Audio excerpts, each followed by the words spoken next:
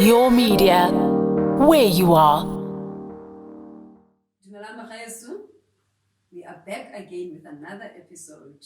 We are redefining your money with Palesa. Palesa Dube, by the way.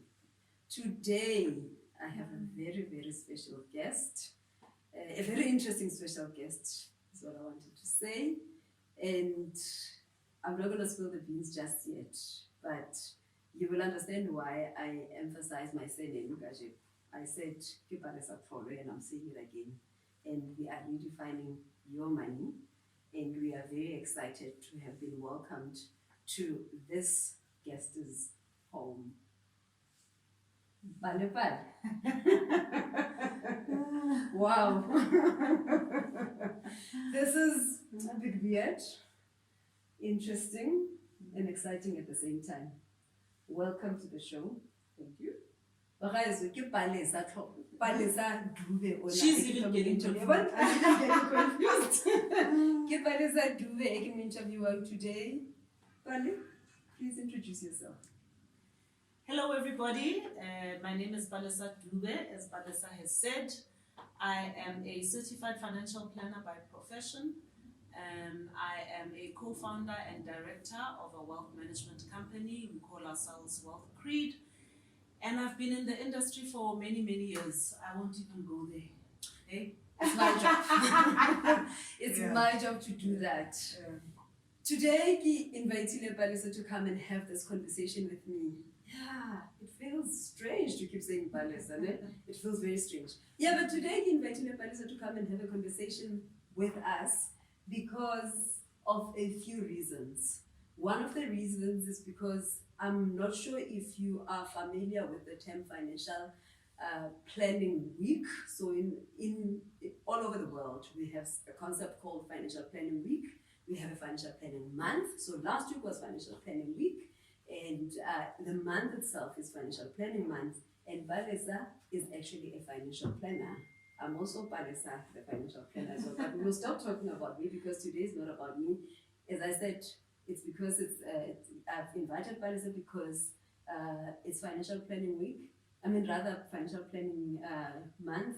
But also, what's interesting, Bali, is that you have made it, girl. You have made it. You have made it into the finalists, financial planner of the year. Yeah. And moreover, Bali, as she mentioned, she runs a company called Wealth Creed, which is a financial planning practice or wealth planning practice, as other people would call it. Mm-hmm. And Bali has been in the industry for over 18 years, doing both financial planning and wealth management. Mm-hmm. So I'm really, really excited. I mean, Bali, you are a mother, you are a wife, you are an entrepreneur, and you are a financial planner, and you are possibly, if things go my way, from your lips to God's ears, you are going to be the financial planner of the year this year, because we are saying it. The universe has agreed. The universe has agreed. So share with us. I mean, there's a lot we want to talk about, and there's never enough time with regards to these things. Yeah. But share with us a little bit about how you got to start Wealth Creed, and also just how you balance in between running a company and being a mother and a wife at the same time. Thanks, Pale, and thank you for the invitation. It's really great to be here, and I'm looking forward to the conversation. So as I mentioned earlier, I've been in the industry for quite a while, and I made my way. Started in corporate. I spent a lot of time in a small boutique, not so small, but a boutique wealth management firm. And it was fantastic to get that exposure, you know. But when you are working in those type of firms, you quickly realize, and I guess with any business, you have to be very clear about who your target market is, and unfortunately, sometimes it can be quite exclusive. And I found particularly that, I was gaining a lot of knowledge that I could see helping the community that I come from, people that look like me, people that are my age, people that don't necessarily have a high level of wealth yet, but they need this foundation, they need the information so that, Baba can properly for the future. So The idea of starting Wealth Creed was because we wanted to make good financial planning, good wealth management services available to a broader spectrum of the community. And more importantly, because you and I look the way we do, we are from the communities that we're from.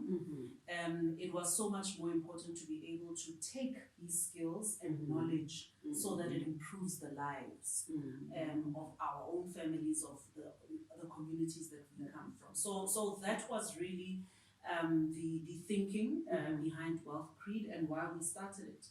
We are an independent private wealth management firm. And that essentially means that we are not affiliated to any insurer, any asset management company, and so forth.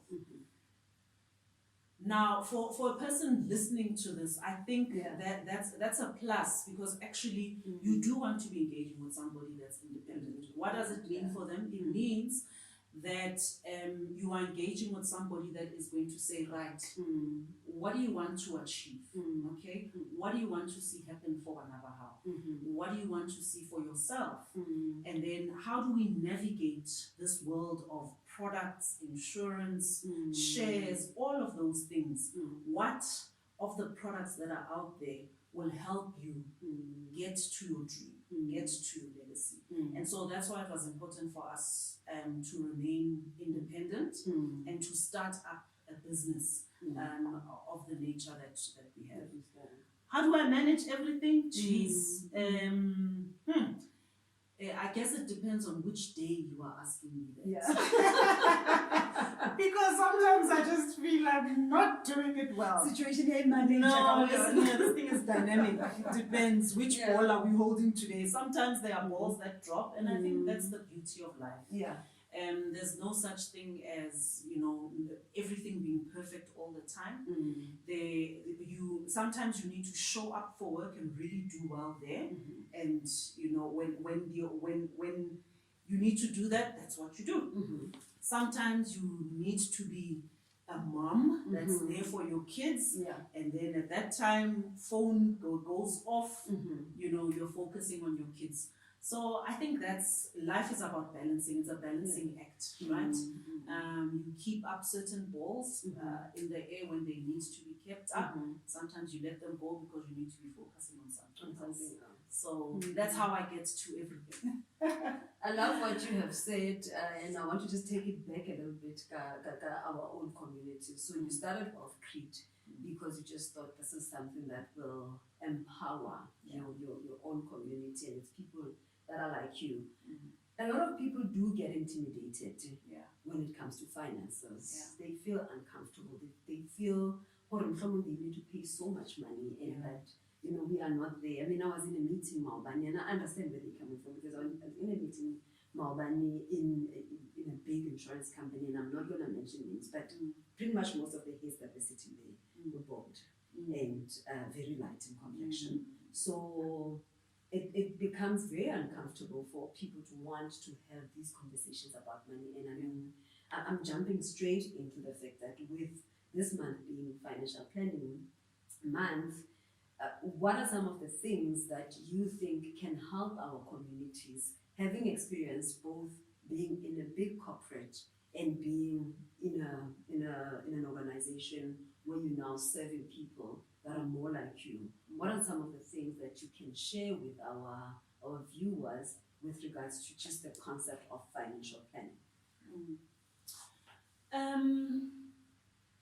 So, what was your question? Your tips. We're just getting straight into it. Your tips, what are some of the things? And actually, it's a good thing that you're asking that question again, because I want to add, as you're answering that question, also take into account the fact that people want to see the things that you do learn. So how are you managing your own finances in such a way that you can actually inspire someone else? Because when are you managing yours like that? Because you have the knowledge, you have the experience, you know who to talk to, you know what to do. But we've got another Ntabiseng, whoever else, you know, calling out there, Yeah. also being the things that you and I have come across in our industry. So what are some of the things that you can share? You've managed to start your own business, for instance, which is not an easy thing. It's not an easy thing. So what have you learned along the way, personally as well as professionally, that you can impart to our own communities? Yeah. So one of the areas that we are really passionate about, and you asked, you know, what are the learnings from corporate? I think often corporates go into, obviously, I mean, when anybody starts a business, you start a business because you've seen an opportunity and you want to capitalize on that opportunity and to the best of your ability. That is that's the genesis or thinking behind business, right? But business can also have an impact on society, and I think sometimes that's where the disjuncture is. Yeah. That we are so focused on profit that we forget, or actually the reason why we are doing this is for people. And so Hakiri, we are passionate, what we're passionate about is actually imparting knowledge. Because I think if you empower someone with knowledge, right, so for them to understand, well, actually, what's the difference between a funeral cover and life cover, and why do I need both? Can I just have one? You know, funeral cover, it seems to be less, so why is it not okay? So for somebody grappling, it's too easy. I get the blood test, all of those things. Now, how do you convince somebody, right, for one or the other? It really starts with them understanding.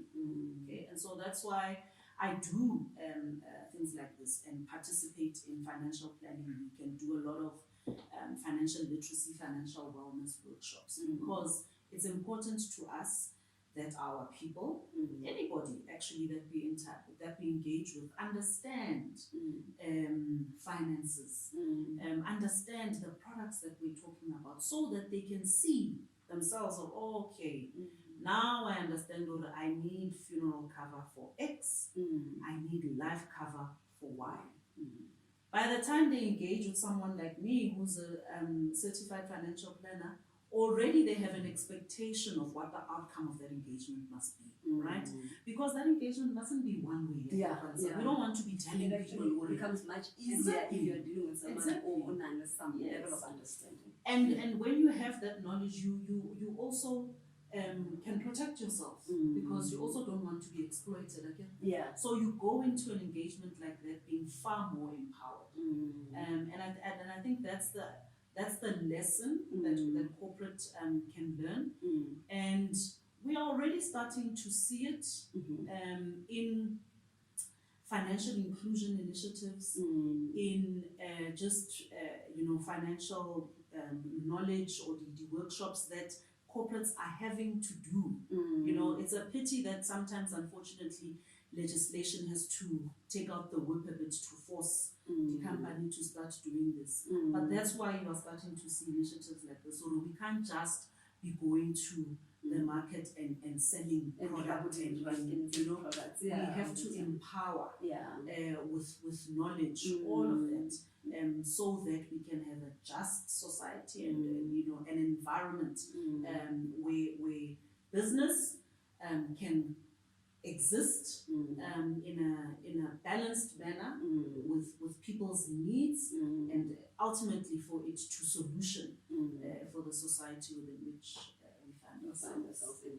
And I actually always say that my wish would always be, if people can, when I engage with anyone, they can not come in saying, which product am I taking? You know, if we can ever get to that point where it's not about the funeral cover, it's not about the life cover, it's not about the investment, it's not about the retirement annuity that you're taking. It's about the conversation that we need to have, your goals, your needs, where are you in life, you know, what are some of your struggles, and then product is right there at the bottom, when we're now just saying, okay, we've designed the solution and this is just going to plug in, if we can get to that point. It starts with, it starts with, you and I are parents, right? And you've got specific aspirations for your kids, but Rababona, it is something one day. You want to make sure that if you are not around, they are taken care of. Mm. That's when you approach a financial planner to say, these are my concerns. These are people that I love, that I'm concerned about, that I want to make sure that there's proper arrangements for them.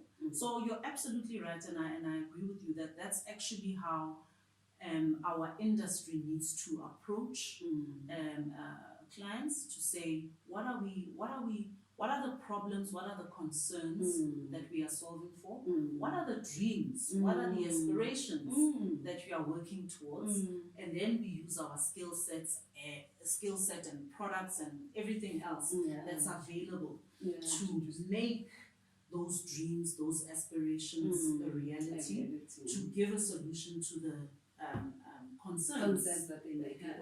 No, 100%. Now let's be again specific. You have started a business yourself. I am sure you have had fears like any other person who started a business. And business financial planning is the same as starting a business of you're going to open your dental practice, whatever the case may be. A business is a business at the end of the day, and there are certain things that if you're going to live corporate, you're going to start, you need to put in place. They are very practical. There's someone who's listening who's thinking, I get sure but I actually am not happy where I am, and I'm not fulfilled, and I don't think this is where I need to end up. Or they've taken the step already, they have started the business. So what are some of the things that you had to do yourself practically to make sure you get into the business, and now that you're in business, you are still continuing? If I look back at my own journey, I think like where I started, I started in a graduate program, right? After varsity, I got into a bank graduate program for a while, and I worked my way up. So, did everything from starting to fill application forms. I did an auditing function for many, many years.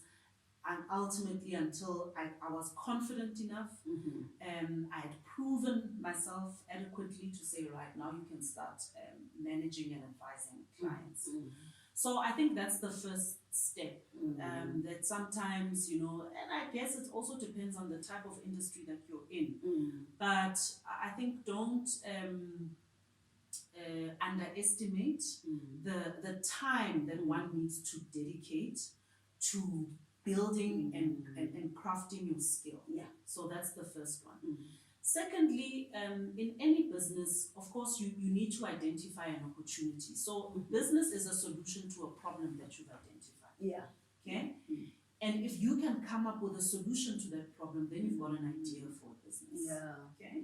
So as I mentioned, we were, and I say we, my business partner and I, we were in the industry for a long time, but we felt that there was a segment in the market that wasn't adequate, that wasn't being serviced adequately.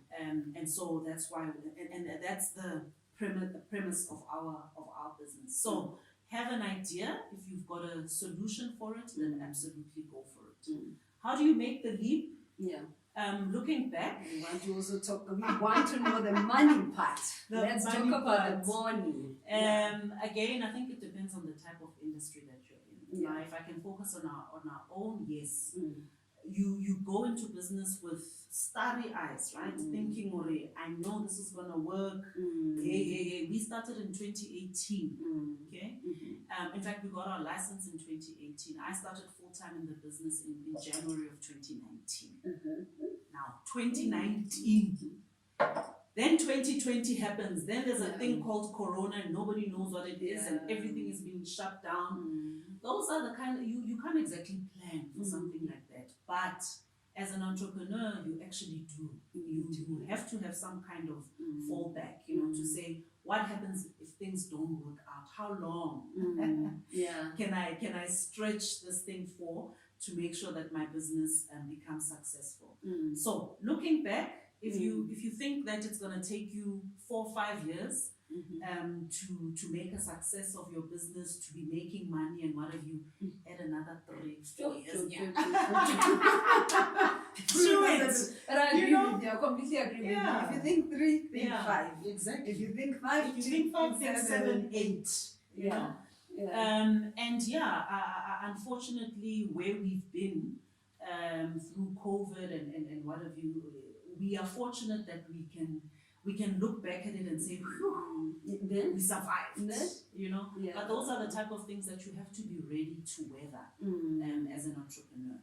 What does it mean? It means, yes, having the financial resources to see yourself through a situation like that, because that's actually why a lot of businesses closed. No, it's true. There was just not sufficient cash flow to be able to see such a business through. Then you have to think about, again, going back to the type of industry that you're in. If it's a capital intensive industry, you have to make sure that if you don't have the financial resources yourself, that you have access to sufficient capital to see yourself. Highly simplified. Not really simple, because there's someone over who start a business, but I'd say, what is a capital intense business? Okay. I mean, like, if you are going to want to manufacture you need machinery. Yeah. Okay. Yes, you need the know-how to be able to build a table like this, but you need machinery. You need to be able to. You need to know where am I going to source the material to do this. You need to pay for those things. People to actually Exactly. Exactly. An industry like ours, which is a service-based industry, and one could argue that is less capital intensive, right? Because we don't need huge machinery, but you need an office, you need a decent space to be able to meet people, you need to be able to deliver on your services. So whatever that is, telephone, telephone lines, laptops, all of those things. So it really depends on the type of industry that you're in, and you need to distill it, like you're saying, to the finer details of what will it mean for me to get into a business like that. No, 100%. Thank you for that clarity. Okay, so now let's get to the juiciest part of why I had that is the juicy part. Not the fact that you and I share a name, a surname. I mean a name, a birthday, and everything else. And hopefully, it's not. It's just those things. So not that much, and the fact that we actually are similar in that we run. No, we often get confused for each other. She'll arrive at an event and they'll think it's me. And today, actually, I had a meeting and someone thought that I could be you, and I said no. I know that person, but definitely not me. Nevertheless, there's just so many commonalities. But there's one thing that we are not common at, and that is the fact that you are a finalist for the financial plan of the year. I am very excited, and you know that in our community, we are very, very excited. We are super, super proud of you, and we, no matter what happens there, we don't really care about that, because in our eyes, you are the financial plan of the year. You are, and I keep saying to you, financial plan of the year, and I need to keep reminding myself that you're a finalist. Announcement is still coming. Announcement is still coming. So, industry is one of those strange ones, right? As I mentioned earlier, you get into a room, it's in a certain way, and you feel uncomfortable, you feel like you don't belong. How did you make a decision, first of all, to go into this, decide that, you know what, I'm going to go for it? And secondly, what are some of the things that you have learned around the nomination itself? And what are some of the things that you think will help us as well, who are financial planners, aspiring financial planners, because there are so many other aspiring financial planners, and also we actually need more, and I'm hoping that that's also something that you will mention, that you will assist in encouraging more people to come into the industry, because we actually need more people like us. So the industry body that Palesa and I belong to is the Financial Planning Institute of South Africa. And the professionally, what we may call ourselves financial advisors, wealth managers, whatever, financial coach, whatever, but our profession, we are certified financial planners. And I do a lot of volunteer work for the FPI, the Financial Planning Institute. And part of the reason I do it is because, number one, I would love for people to understand that when it comes to your personal finances, okay, the person that you need to be talking to is a certified financial planner, or at least a member of the FPI, because we've got two other designations, okay? I mean, if you go on social media, none of you, there's a lot out there. And unfortunately, yeah, our industry is, like I said, the CFP designation is not sufficiently known yet. And so that's why I do the volunteer work that I do. I readily engage on platforms like this because I would love for people to really be very, very familiar with the professionals in the industry and who to engage. And with this competition, that's what I'm hoping to achieve with it. Number one, I want for people to understand that financial planning and wealth management, whatever you want to call it today, is not for a select few. Yeah. I don't have to be rich, to engage with a financial planner. And it's not just for white people or people that look a certain way. It's for all of us. And so I hope that with me having entered this competition, that it can start to break those stereotypes, those barriers that may exist for people. Now, you also spoke about, seeing more people that look like us coming into the industry. I think the statistic at the moment is that about 30% or so of FPI members are female. Now, if we were to say how many of them are black, the number is going to be much, much less than that. So those are the things that I'm also hoping to achieve, to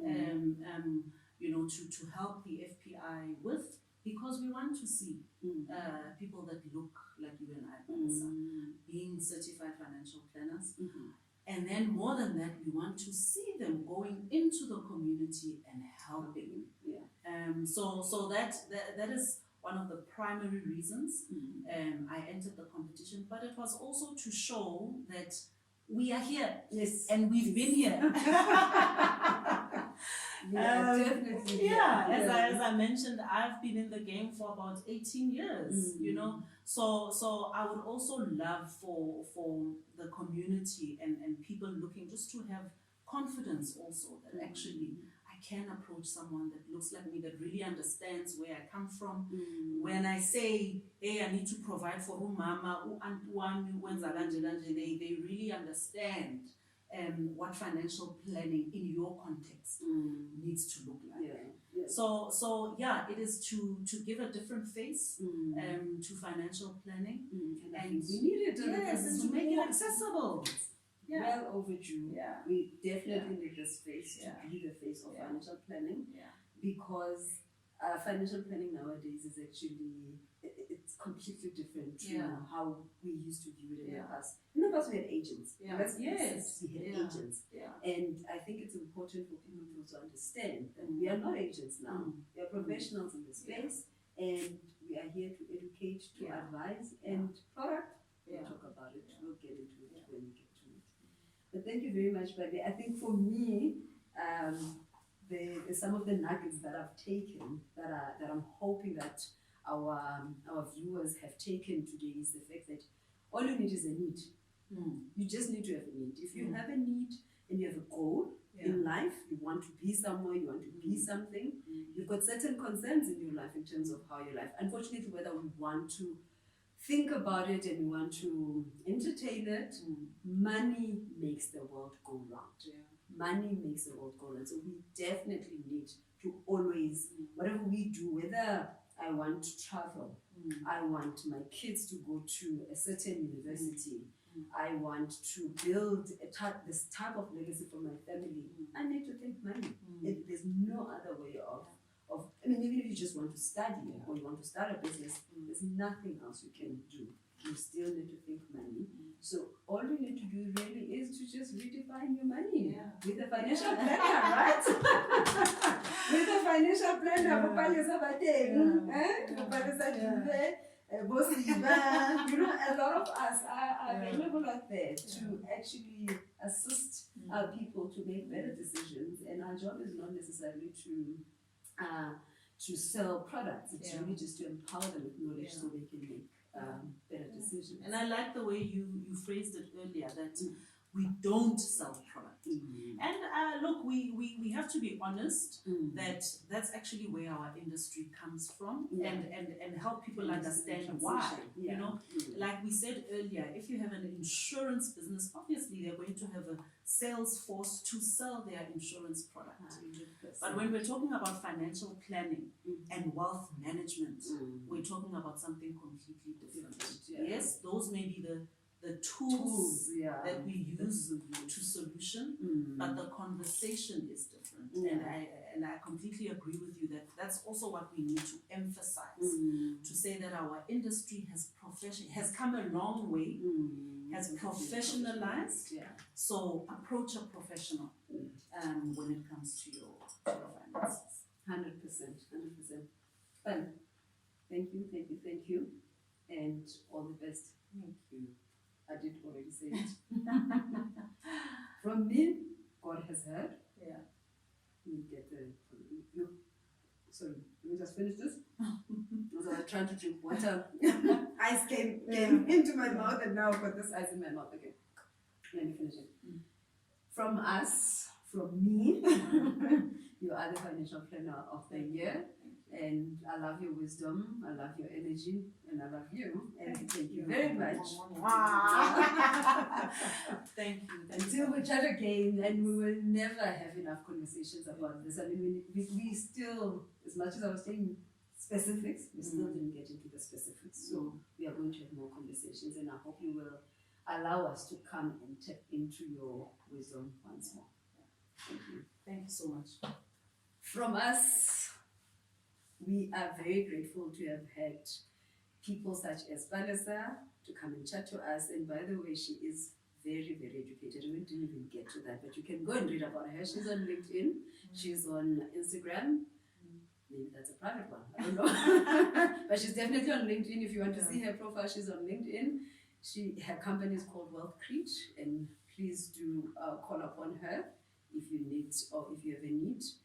Otherwise, from us, thank you very much for listening, and we're looking forward to bring you another powerful episode talking about your money or redefining your money with Palesa.